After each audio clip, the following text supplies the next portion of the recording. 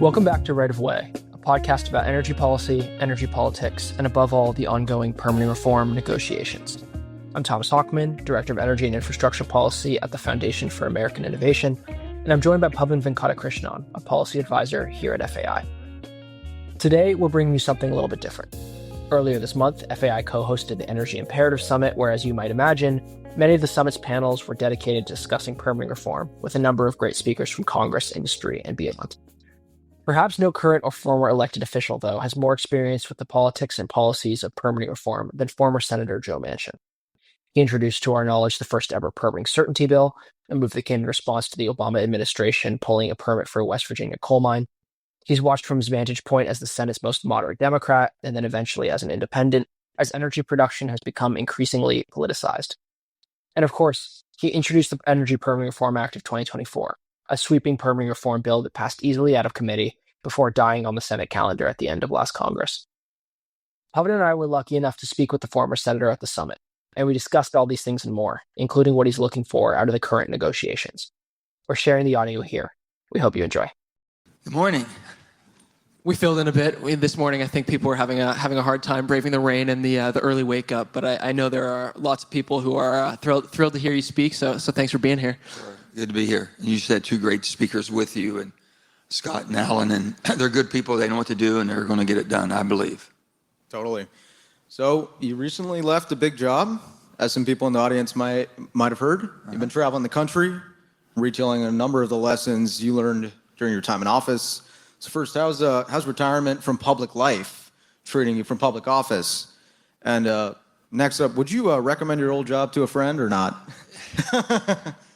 I'd recommend public service to anybody who has service in their heart. If you want to do something to help people, if you want to move society forward, if you want to keep this great country in the shape that we received it from our parents and grandparents, because right now we're the first generation that's going to leave it in worse shape than we received it. So if you want to do all those and changes, yes, get involved, because I can tell you, as John Kennedy said, public service is the noblest of all professions. But some people now are getting involved because of fame and fortune. It's not because of, I put my country before my party. Whether you're Democrat or Republican, you should be an American first. Being a Democratic party, a Republican tells you might have a different idea how to fix a problem.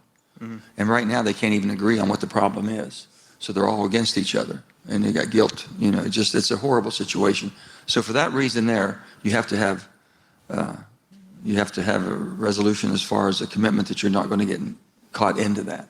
And you have to be able to stand off, because I told him I was a spear catcher. I was a spear catcher because I was willing to work with anybody and everybody that wanted to do something that would be helpful and make changes. And politics is this way. The representative form of government works this way.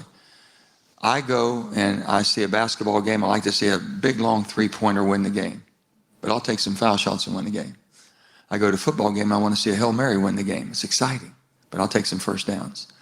You got to take what you can. If you can move the ball from here to here in this form of government that we have to compromise, you're not going to get it all. If you're going to be against something because it's not perfect, you can always let perfect be the enemy of the good. And politicians that give you, well, it just wasn't good enough. Okay, then ask the question, was it better than what we had? Take what you can get when you can get it. And that's the problem we're running into.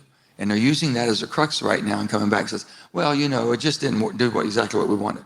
No, it's not going to. A more perfect union, this doesn't mean we have it perfect. We don't have it perfect. We're trying to make it better. Take what you got and go. So you're teeing us up well here. We've been talking a lot about permitting reform today, yesterday, and in general. During your time in the Senate, you worked on a number of permitting reform efforts. You had the Energy Independence and Security Act, the Building American Energy Security Act, and maybe best known to this audience, the Energy Permitting Reform Act of 2024. Some of those bills wider in scope than others, but all of them tried to address some of the biggest barriers to building things in this country: frivolous litigation, long timelines, and so on. The bill that is on the table today, the negotiations that are going on today, likely to pull from or at least be inspired by a lot of the work that you did. To what extent do you feel like the conditions and the urgency for permitting reform today is similar to what it was a couple of years ago, and to what extent has it changed? We had so many challenges, but the bottom line is if you couldn't, I kept thinking if we had the restrictions that we have today and loopholes to jump through, and this was 1940, 1941, and World War II pressing down on us, would we have been able to build the arsenal to defend the world, to beat fascism? Could we have done it? No. Couldn't do it today because of the restrictions. And we've got to get towards a balance. And the balance is this. I says, on permitting, I said, all the things we want to do, we can't do. And what's the most impediment that we have? Only thing that I knew in my life was the Atlantic Coast Pipeline and the Mountain Valley Pipeline. Atlantic Coast Pipeline spent $3, $4, $5 billion before they went defunct. They just quit, okay? Mountain Valley Pipeline went from a cost of approximately $3.3 billion estimated cost up to about $7 to $8 billion to get it completed, and it took an act of Congress and the president supporting me to get that done. That, to me, I said, well, we had to have judicial reform. We were going through, the Fourth Circuit, and the same three people sat on that circuit would not rotate off the way they were supposed to in judicial system, and they just kept killing it every time. And then the people that are on making a living doing this, and there's people that are really sincere about climate. We're all sincere. You should be. But basically, technology is going to fix the climate. It's not going to be elimination. You have to innovate in more technology. You can clean up the environment. You can do things. You can find new ways. I would say to all of you, and the younger, you too, that probably fusion is going to be the energy of the future to some extent as far as how we power the world. And it'll be available technology to anybody in the world. So that'll be an equalizer, I think, in the next 20, 30 years. I've been to Provence, France. I've seen the ITER operation. It's unbelievable what they're trying to do, to capturing the energy of the sun. And when you're able to do that and it becomes commercialized, then you're going to have something. So you got SMRs, you got micros, and all the things that should be done. But without permitting reform, nothing's going to happen because we're going to sit here and spin our wheels. And the bill that John Barrasso and I did, worked on it for over a year on that, but I've been working for the last 5 years on different types of pieces of legislation you've mentioned. That bill, we said, what can we get done, John? And John and I are friends. I was the chairman, he's the ranking member. We made our staffs work together. We give everybody a specific opportunity and a job to do. We figured out what we couldn't get accomplished because we couldn't agree. We did that first and eliminated it, and we got what we could. Even though we had some disagreement, we thought we could find ways to move forward. Transmission was one. And the staff, my staff and John's staff worked on it. We met their conditions, and what they were wanting is that, well, you had to have state rights. Well, I'm a former governor. That's a big thing. 10th Amendment's a big thing, states' rights. But if there is energy we're going to produce at a certain part in our country, and we've got to cross 3 states to get it to an end user. So FERC makes a decision. Is there a customer for that meets the need for that new technology? And we said, yes, there is. We can produce it here and we can deliver it here. How do you get through the states without violating state rights? We came down to the conclusion, we'll give them 1 year. In 1 year, because basically every utility company, the biggest cash cow is transmission. Whether it be pipelines or whether it be transmission lines, that's where all the money is. And they want that, and it's a monopoly. So I said, I get it, guys. So what we're going to do is give you one chance. Every one of you has worked with your Public Service Commission. You've got one chance to sit down and within 1 year work out, do you want to bring that in your portfolio or it's something you don't care about? And that's a pretty good, in a CEO's position to say, I got a 1 year look to see if I can bring that in, if it's going to be beneficial to my portfolio and to my company. So we came to that agreement. We came to a lot of agreements. And we passed the bill 15-4. Never been done. Never been done that we passed the bill out of our committee with that overwhelming majority. Totally. So the Trump administration, as you probably well know, has weaponized a number of statutes, even previously routine ones, to block and otherwise impede the build-out of renewable projects. But as you remember well, the Biden administration embraced many of those tactics themselves, right? The LNG pause, slow walking of court orders for leasing, and even the deadlines you promulgated in the IRA for oil and gas leasing offshore. All all of this has spurred efforts to, get at this problem through Congress, get some guidelines and guardrails in there. I was doing some digging. You are the first, I think, member to introduce a bill on this topic. 2013, President Obama pulled a Clean Water Act permit for the Spruce No. 1 coal mine. You and David Vitter introduced legislation to prevent a president from pulling those permits, Clean Water Act dredge and fills. So how are you thinking about this issue now, and what are some of the lessons you draw from your experience watching Well, this? all those experiences, sometimes, and I understand as an executive, I was a governor, and I understand you think, well, you can do this, this, and that. And you have to understand the process. But I was a legislator before that. So I was a House of Delegate member, I was a state senator, Secretary of State, and then become governor. And I knew that there's a certain decorum that we go through. You work with them. And once you bring it, if you can't get enough of your legislators, your congresspeople or your senators to agree that there's a better way that we can do things and we can fix things, then you got a problem. What happened on that one, he had basically targeted fossil energy, Obama administration. And he and I went toe to toe on that. And I says, Mr. President, I says, you cannot eliminate what you don't like. I said, you come from a coal area, Mr. President, Illinois. We worked together on coal projects. We knew the technology. We had scrubbers, low NOx boilers, baghouses. We did everything. But carbon capture sequestration was the big bugaboo. And when he made a statement, go ahead and build a coal-fired plant, I'll break you. He basically said this. He knew, because our state was the one that took a Mountaineer plant, 900 megawatt coal-fired plant. And we were able to show that we could commercialize taking clear-stream carbon off and basically liquefying it and pressurizing it in the ground. But the economics weren't there. 900 megawatts, it took us 300 megawatts to do that. Well, you can't go and you can't amortize a debt of 900 megawatts of a power plant of billions of dollars and then only have 600 megawatts of revenue because 300 is meeting your environmental requirements. That makes no sense at all. But then the government never, you know how much every administration's talked about sequestration? No one's done it. They don't want to find a resident. They don't want it because when they do, that means you have a longer life to these projects.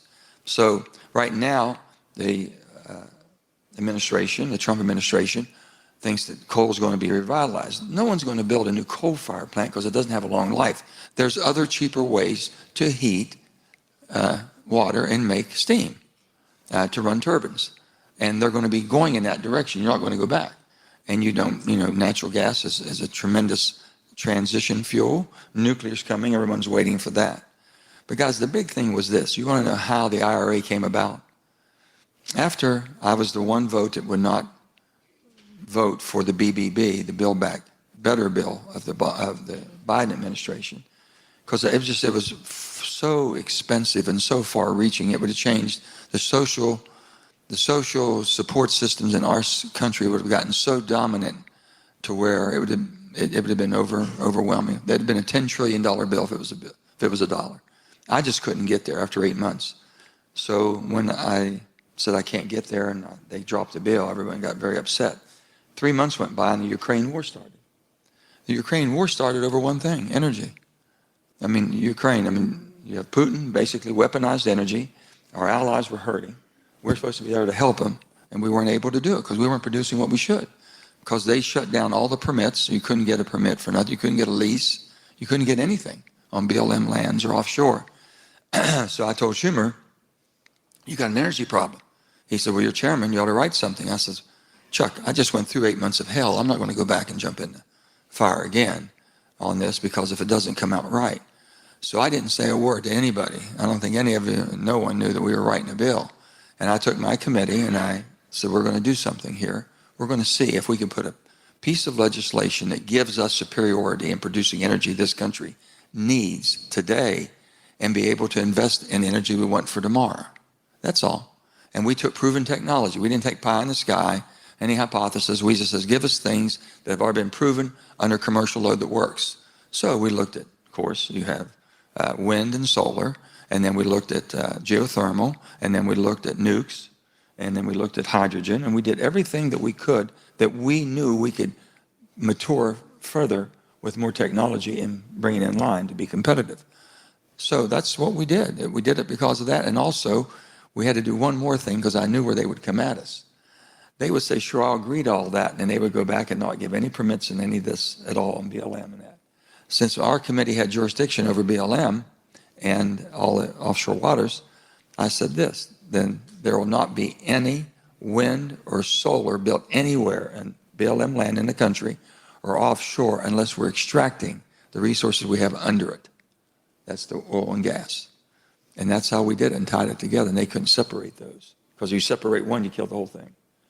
But then they just advanced the EVs and just threw caution to the wind, and that caused, I think, a lot of problems. So it seems That's like how it happened. it seems like every single time we go through a major permanent reform negotiation, the partisan politics of individual statutes, individual processes have changed somewhat from the time before, right? So I think it's fair to say there are an increasing number of Democrats who are comfortable with the idea of NEPA reform. Certainly the politics of transmission are always changing. And so I'm wondering, from your vantage point, how have Democratic and Republican positions changed on these issues? Here's what I would have said before, and I knew about the NEPA concerns that we have. I know 401, water permits. I knew all the obstacles that we run into. But I thought if we could get a major overhaul of the judicial process of how you're able to bring suits, when you're able to intervene, what time, what shot clocks are going to be basically if it goes in back to the committees and starts over again. We think we cured about all of that in that bill that John and I did. So with that being said, I said, if we can just get this done, then it'll highlight what NEPA is still, the perils that we have with NEPA. And then look at reasonable people sitting down, okay, we want to protect the water. I said, I don't want to drink dirty water. I don't want anyone to have not clean, potable water, okay? And if we can do that and clean it up and have the technology to do it and not pollute and make it even worse, then we should. And I've always said this, if there's technology that you can use in the energy sector, and the technology has been proven and it works, and you don't use it because you don't think it gives you the profit returns you want, then I'm sorry. I'm going to give you a shot clock and tell you within 90 days or a year or whatever is reasonable to implement that. That's the time elements you have. If not, you're in violation, we'll shut you down. And I think that's reasonable, gives everyone a chance to play on a level playing field. Technology's there, this is what we have, it works. You have this much time to implement. Perfect example is methane gas. We vetted for years, right? And then we had technology that could take off methane gas coming out of the wellhead. Once that got there. But what happened is the small producers, the wells don't produce enough to offset the cost of that. So you have to take everything into consideration and make determinations of how you're going to go forward. So from your experience, you think litigation reform is the core of any permanent reform effort? It's got to get at the litigation. We've already passed it. We already passed it out of the Energy Committee in a 15-4 vote. If we've passed that out of our committee with a 15-4 vote, that should be something that Democrats had agreed on, Republicans agreed on. Take it. And I'll never forget some of my friends in the House, that were having some challenges, they needed more. I says, I agree with you, you need more. The whole system needs more. I've given you all I can get right now. I've tried it for many years. Can't you just take this? And here's the mindset. Well, let me tell you, as a Republican, we just won. The president's coming back as Trump. And then we won the House and the Senate. We got the trifecta. You got the trifecta, but you still have a government, and you still have a branch of that government called the Senate that still operates like no other body in the world, where the minority has the right to participate, and you need their vote. That's called the filibuster. Well, the whole thing about the filibuster, it gives, we're the only country in the world that allows the minority to participate. So as a senator, I got to be honest with you, I wasn't all that upset with I'm in the minority and majority. The only people who really cared about that was a majority leader. They got a bigger office and they got a bigger war chest. That's about it. Other than that, we had committees, okay? You got chairmanships if you're hell-bent on having a chairmanship, and I was a ranking member on energy before I became the chairman. And I worked very closely with both sides, so it didn't bother me. But that's the problem that we have, and the bottom line is, take it. I said, guys, you still have to get through the Senate. You're not going to get 60 if you start to throw the whole enchilada at it. And I would tell my friends that were here, Scott and Alan both, guys, take it as far as you can. When you have an agreement, shake hands, make that, get a priority, So it has a priority status on the floor, and that way it'll come right to the floor and it'll get voted on quickly. Do you think this year's the year? Well, I think we have a good roadmap. Okay. We've done an awful lot of work, so they have to decide, and I think they talked about it on the previous. Okay. It's just a matter of how close they are. Is there some other things that they've been able to work with Democrats and progressives and say, okay, this is what NEPA, no matter what we do, NEPA is preventing this, and you're able to use that as a tactic to basically hold these multi-billion-dollar projects up. If you don't like the project, see how the shot clock we put in judicial reform, you had to do it within 6 months. You couldn't wait 2 years after I spent $2 billion and then come in and enter into a lawsuit against me. We stopped all that stuff. And so I think the roadmap is there. Take it and run with it. See what you can get done. Hopefully. So I think even the most ardent critics of the Inflation Reduction Act, I think, would concede that there's it feels like there was an energy politics and a world of energy policy prior to the passage of that bill and a different one that came after it. It certainly feels like we've sort of been talking about energy policy within the context of a post-IRA world ever since it passed. It absolutely became a lightning rod last year during the Republican reconciliation package. So, you look back at the last 4 years of the development of energy policy, maybe politics more broadly, since that law passed. Would you do anything different? Oh, absolutely. The biggest mistake I made when we wrote the bill, me and my staff, the energy portion of that whole bill, the IRA, I named it the Inflation Reduction Act.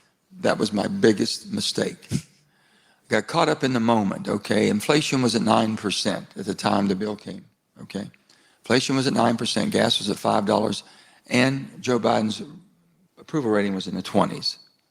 So everything was in chaos. And I knew inflation would be reduced if we did the bill because we're going to produce more energy than ever before. You put more product in the market, supply and demand, just automatically, it does what it does. The markets react. And I don't know why. I should have just said, this is the Energy Security Act of 2022.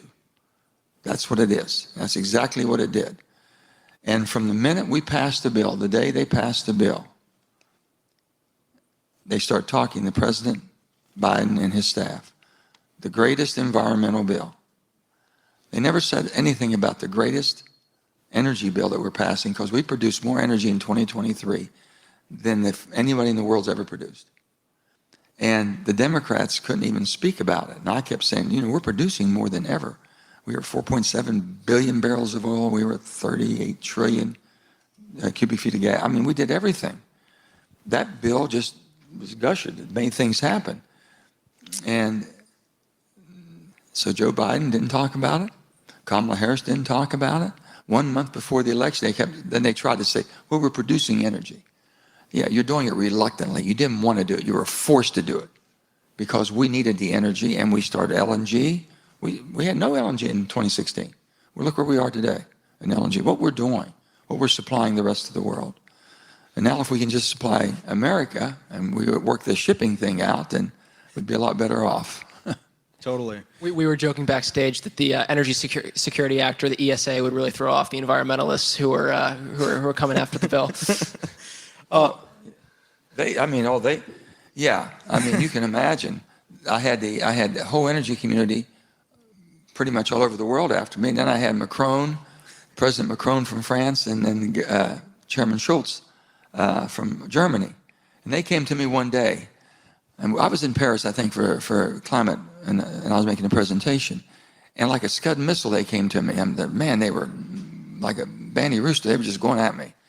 And they said, you're going to kill our country. You're taking all of our investments. And I said, well, wait a minute. First of all, I can tell you one thing. Our dear friends and our allies in France and in Germany, not one word was ever saying, we'll do this and it'll harm our allies. We never thought about that. We were wondering how we could produce and do what we need in our country and also find the answers to the problems we had with energy through technology. And I said, here's the difference between your country and what we're trying to do in America. I said, I've been beat up for like 12, 15 years on, Manchin, you got to get on board with the cap and trade. You got to have a carbon tax. And I said, let me just tell why I'm against that. because all of you all do not want to commit yourself to using every penny of resource that you would collect from a carbon tax to fix the problem through technology and basically allow the industry to use that money to invest and to get better technology to reduce carbon output. You used it for absolutely all your social reforms in your countries, and not a darn thing did you put in basically incentivizing the industry to find better ways to produce energy. That's the difference. You used it. You used the stick on people. We've used a carrot. I didn't do it that way.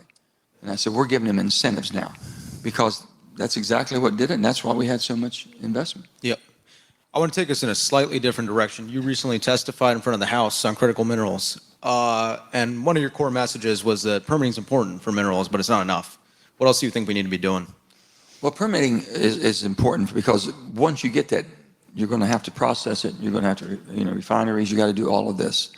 We have to look at the whole thing where we are. How come, with all the energy that we produce, all the oil we produce, we have mostly light crude in the United States. Okay, so these plants that we have, I'm told. So if I'm wrong, you all probably are out there have more information than I do on this. But a lot of this was done back in the 70s. I lived through the 74 oil embargo. I had to wait in line for gasoline to go to work back then. So I remember all those days. And I don't know how many out here. I see a few smiles, but those of us who lived through those days remember it wasn't pleasant. And then I understand. Then we start basically our refineries were set up with a blend of sweet and heavy crude, and we haven't been able to build any new refineries. So we're still working off of that same blend ratio, and that's why I was and the Canadian that was a tremendous input for us, and not building the line. I think it was a big mistake on the United States of America, because it was still coming, but it was coming the most dangerous and expensive way, through rails and through over highways. And then in Venezuela, it was cheap, and you saw what happened. So here we are in our refineries that we're really still relying on imports in order to make our refineries work the way they should. Those things could change. It's just a crazy situation that we're in. Yeah. So you think about minerals kind of the way you would about critical oil. minerals right now.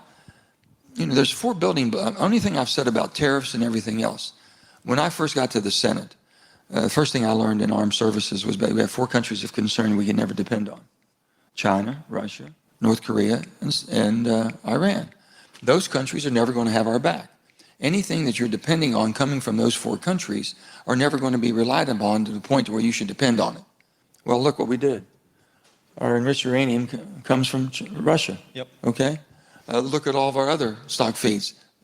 Critical minerals are all captured by China. We got ourselves in a hell of a conundrum, and we let it happen. Just turned a blind eye to it, because the capitalists we are, and we let the market go where the market would go. And it went to where basically the products were. It was cheaper to produce it and better profit returns, period. Not thinking about strategically what we should be doing to make sure we defend our country. So the building blocks that you have, and critical minerals is a building block right now, you should do everything you can to protect that and make sure you're able to produce within your own country or countries that you have free trade agreement with, long-standing relationships with. Well, the first thing this administration has done is basically severed a lot of our relationships, especially with Canada. Canada has a cadre of resources, okay? Australia is a tremendous supplier of ours and can be even bigger and better. So we need to do that. And the tariffs should be used to protect countries encroaching on that, such as China, whether it be vehicles, whether it be steel, whether it be critical minerals, whatever it would be, until we can compete. And if other countries are basically communist countries, such as China's backing, they can undercut no matter when they want to. If they want to come into market, they can take a market over tomorrow, no matter how progressive, how efficient you might be, and with all the technology in the world, they can still undercut you, because they can take the loss because the government picks up the difference. And that's what you have to protect against.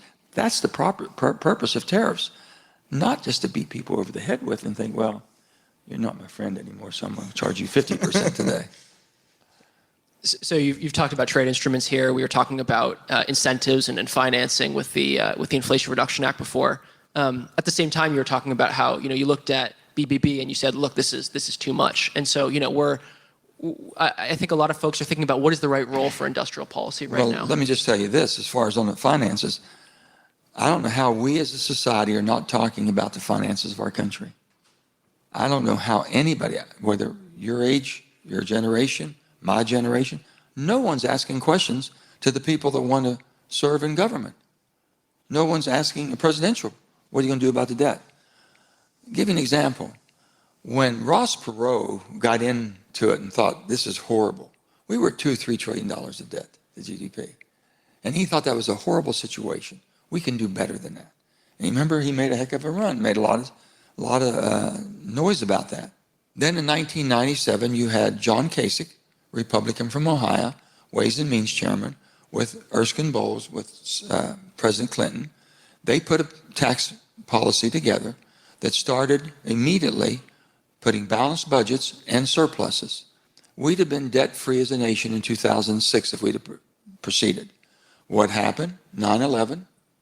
We declared 2 wars, never paid for it. We had 2 Bush tax cuts that basically put us in a trajectory that was like this, went like this to 10 trillion, and never looked back.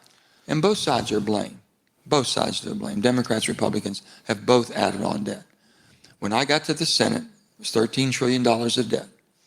My first meeting, Armed Services, we had all the Joint Chiefs of Staff. They're sitting up in their stage, and we're sitting there and asking questions. And I thought, well, I just got into the Senate. I've heard about all the concerns we have, geopolitical unrest around the world. Let me ask the expert. So we asked the question. And Admiral Mike Mullen was chairman of Joint Chiefs of Staff. What's the greatest threat the United States of America faces? He never hesitated. He never blinked an eye. And he said, without even thinking, I'm thinking it's going to be Russia, China, maybe a combination, boom, boom, boom.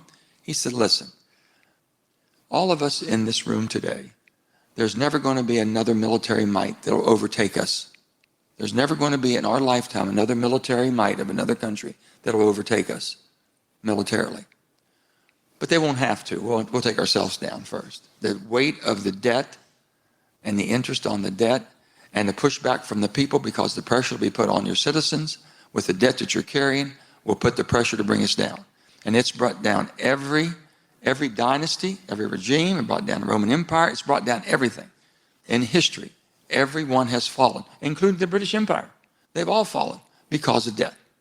And here we are, unattainable debt during peacetime, supposedly. And 39 trillion, guys, you're going to 40 trillion before you blink an eye.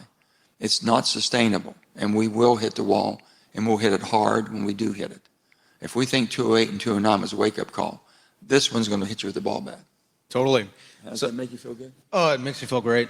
Our generation has a lot to look forward to. But wait a minute, am I right? Do you hear anybody? Has anybody heard anybody talk about debt?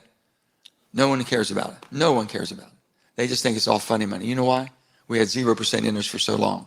That's why. So I want to get your thoughts on an issue of real relevance to energy right now. Sure. AI and data centers dominating the energy conversation, huge energy demand associated with those projects. You've got people who want to ban them all or a moratorium.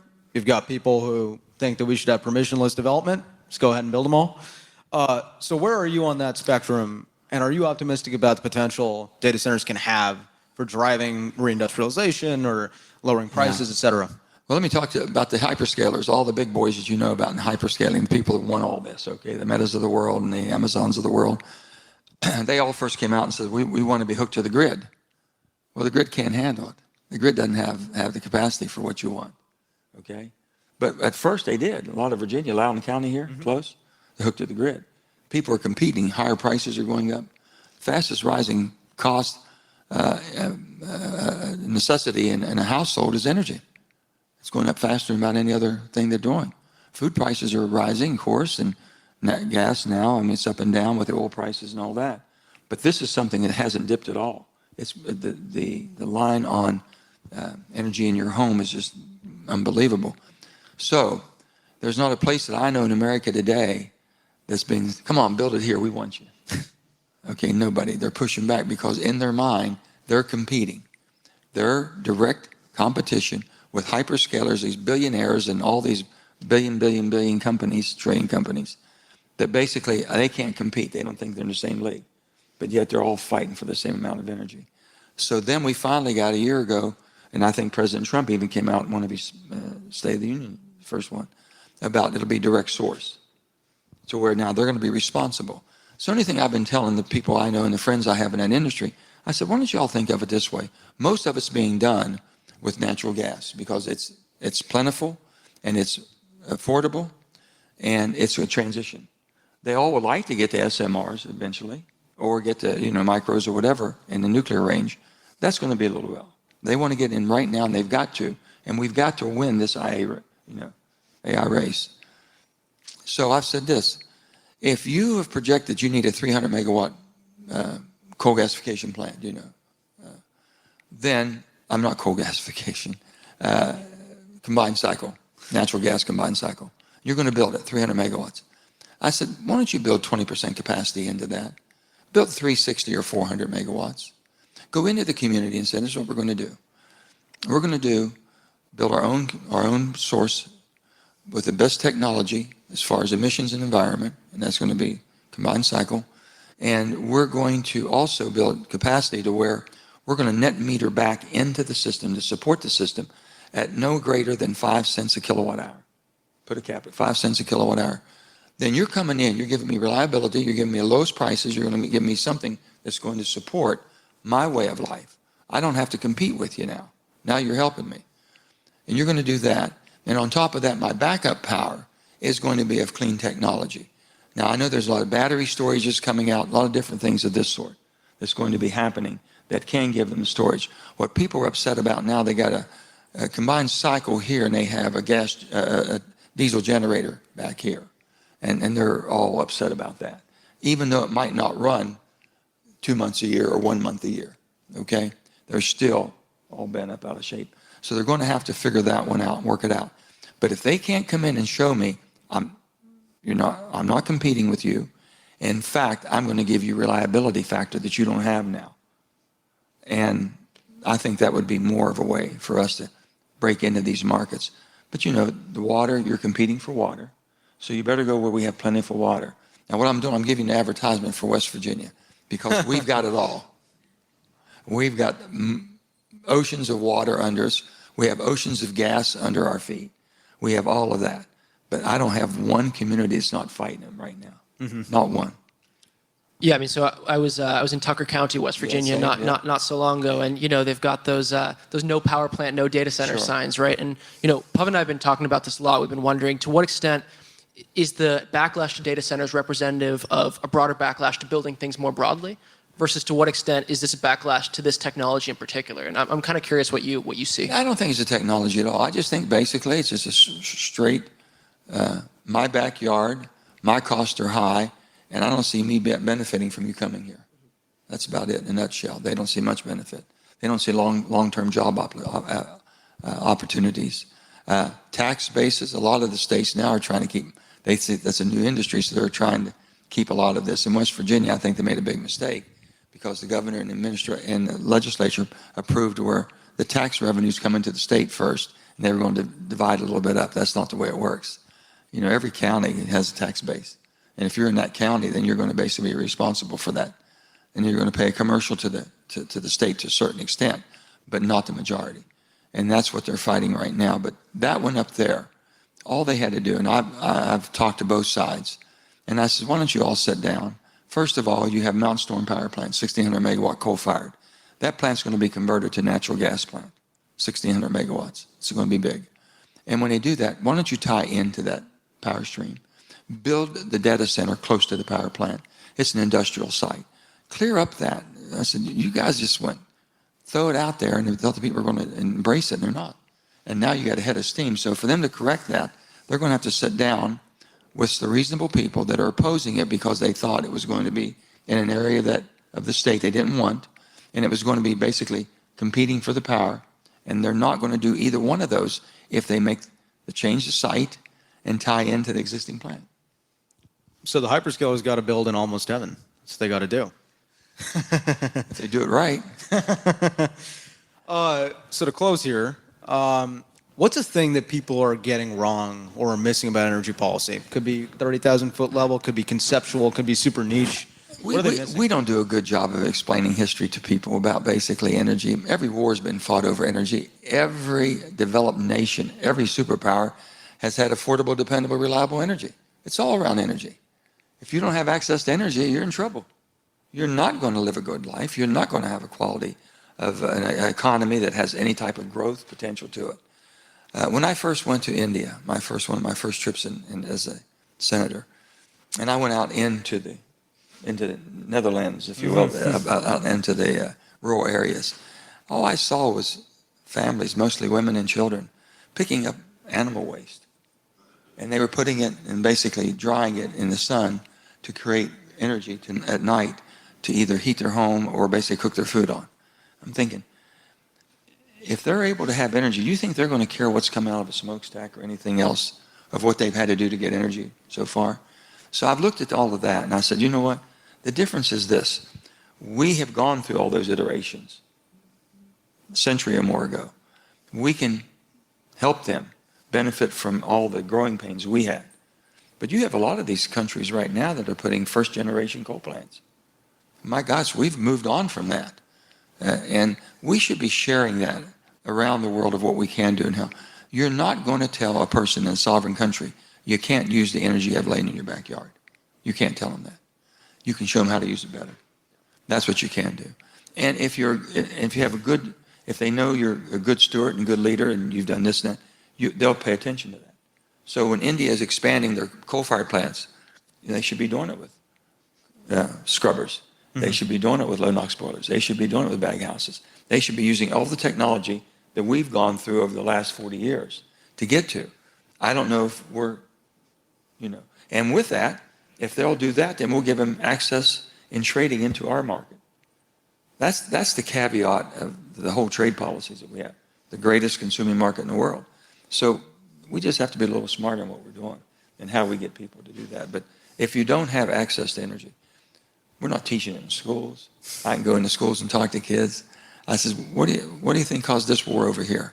Well, the Japanese. We kind of cut off the oil. They were in trouble. It's just, you can look in history, it's everywhere. And if you don't know your history, you're sure to repeat it. And right now we get ourselves, and we were going in a bind, we would not have the energy under the Biden administration, under the Obama administration, and we would have not had the technology under the Trump administration. So you follow me, there's a balance to be had. Can you find that balance and move forward? We need the resources. We extract natural gas and oil from the Gulf cleaner than anywhere in the world. We're able to extract that and do a better job. We have the technology. We've gone through some tough ones, but we've gotten better. That's the beauty about the America. Our system improves, and that's the checks and balances in a democracy. And that's what we're looking for. So my friend Brian Schweitzer and I were governors together, and we went to a climate meeting one time, and I said, Brian, I'm not sure we should be here. He says, oh, it'll be fun, Joe. So we're on a panel, and they're just beating the living crap out of us. Your country, your state uses coal, and you have this and that, and gas, and you don't care about the climate.